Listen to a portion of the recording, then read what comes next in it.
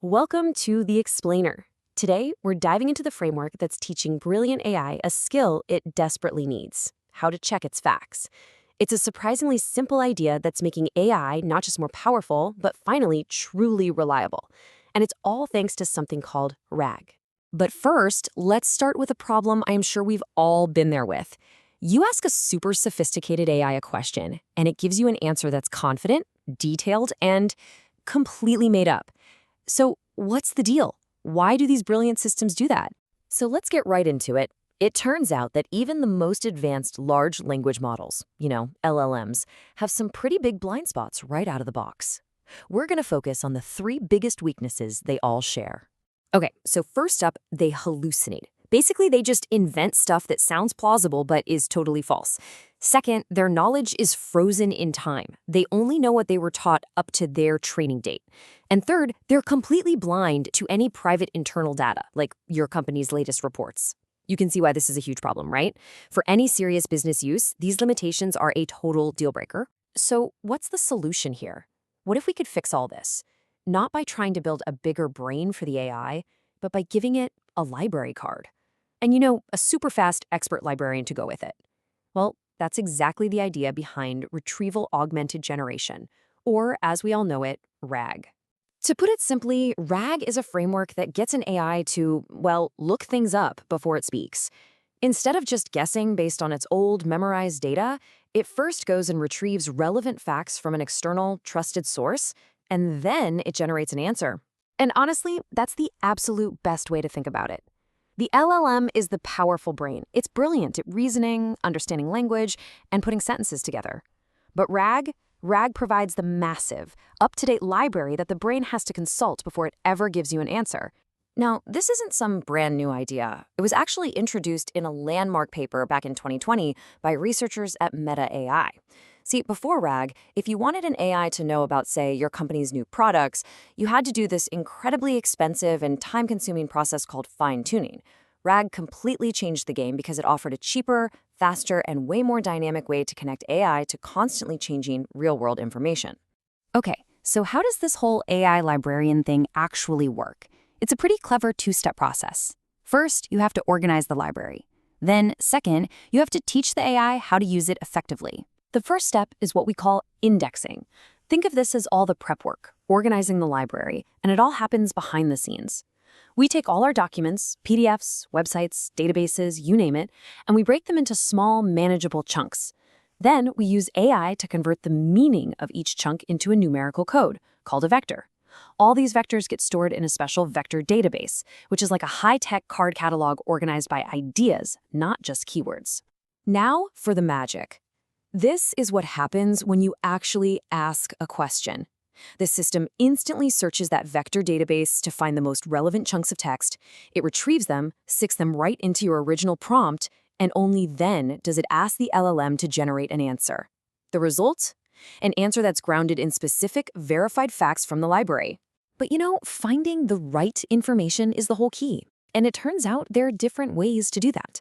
You've got sparse retrievers, which are kind of like old-school keyword search. They're perfect for legal or medical documents, where the exact terms are absolutely critical. But then you have dense retrievers. These understand semantic meaning. They know that car costs and automobile pricing are about the same thing. This is crucial for a chatbot trying to understand what you really mean, not just what you typed. So this all sounds pretty amazing, right? But I gotta be clear. RAG is not a magic bullet. It has some incredible strengths for sure, but it also comes with some real challenges, and the field is already evolving super fast to try and solve them. First, let's talk about the big wins. RAG dramatically cuts down on hallucinations because it's working from facts. It can access current and private data, so it's always up to date. It's way more cost-effective than constantly retraining a huge model, and maybe the best part of all, it's transparent. It can actually cite its sources so you can go and check its work. Okay, but it's not perfect. The biggest pitfall is the classic garbage in, garbage out problem. The AI is only as good as the library you give it. All these extra steps also add complexity and can slow down response times. And yep, even with a great library, the system can sometimes retrieve the wrong piece of information, leading the AI down the wrong path. So to tackle that problem of grabbing the wrong info, some really clever new techniques are popping up. One is called RAG fusion. Instead of just searching for your exact question, it first brainstorms a bunch of related questions, searches for all of them, and then fuses the results together to find what's truly relevant. It's a much smarter way to search. And that's just the beginning. The next frontier is something called agentic RAG. This is where the AI stops being a simple librarian and becomes an active research assistant. It can break down complex questions, decide which tools to use for each part, and then synthesize the results into a single comprehensive answer. It's a huge leap forward. And look, this isn't just theory. RAG is already out there in the real world, being used by major companies to solve critical business problems. Let's look at a few examples. Customer service is a perfect use case. LinkedIn, for example, put a RAG system to work for its help desk. By giving their AI access to an up-to-date knowledge base, they cut the time it takes to solve a user's problem by a massive 28.6%. That's a huge improvement. And the applications are everywhere. DoorDash uses it to support its couriers. JP Chase uses a RAG-like system for fraud detection. In healthcare, it gives doctors instant access to the latest medical research. For pretty much any large company, it solves that universal problem of turning messy, scattered internal documents into a single, intelligent, searchable resource. So this brings up a really important question. With different ways to customize AI, when should you actually use RAG? Let's see how it stacks up against the other common techniques. Here's the simple breakdown. Prompt engineering is the cheapest and easiest. It's all about giving the AI great instructions, but it doesn't add any new knowledge. Fine-tuning is the most expensive and complex. It's fantastic for teaching a model a specific style or tone, but its knowledge is still static. RAG hits that sweet spot right in the middle for injecting fresh, factual knowledge into the AI's answers.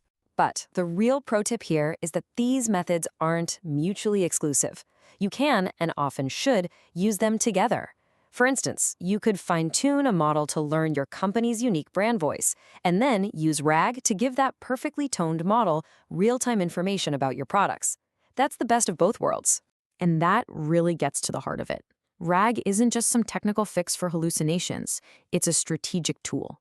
It's what allows a company to transform a general-purpose AI into a bespoke expert that can finally unlock all the value that's been hidden away in its own data. And that leaves us with one final big idea to think about.